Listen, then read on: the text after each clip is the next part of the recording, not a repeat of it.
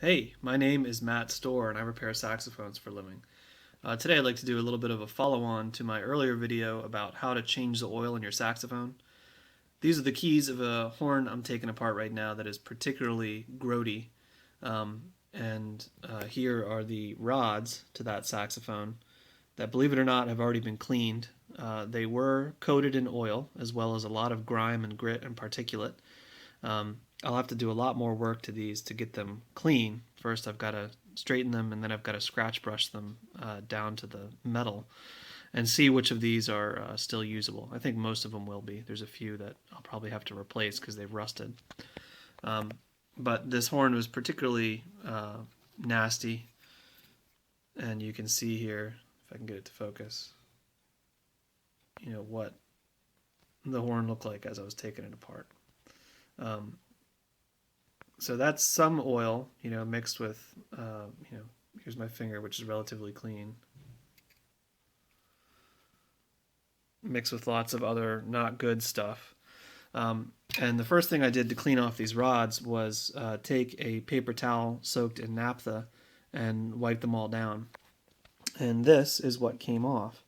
And I'm wondering if you guys can see the little metal flakes in there, kind of shining. You can sort of see a few of them. But there was actual flakes of metal coming off. And you can see a few there as I go back and forth over it. See them shining. Actual flakes of metal coming out of the, quote, oil inside this saxophone.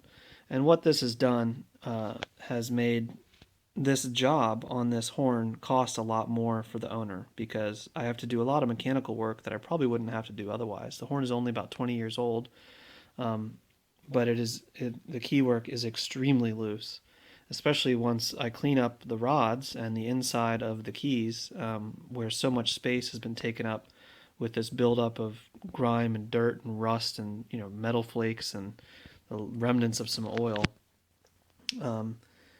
It's just going to be even looser than it was when it came in, and the player was already complaining about it.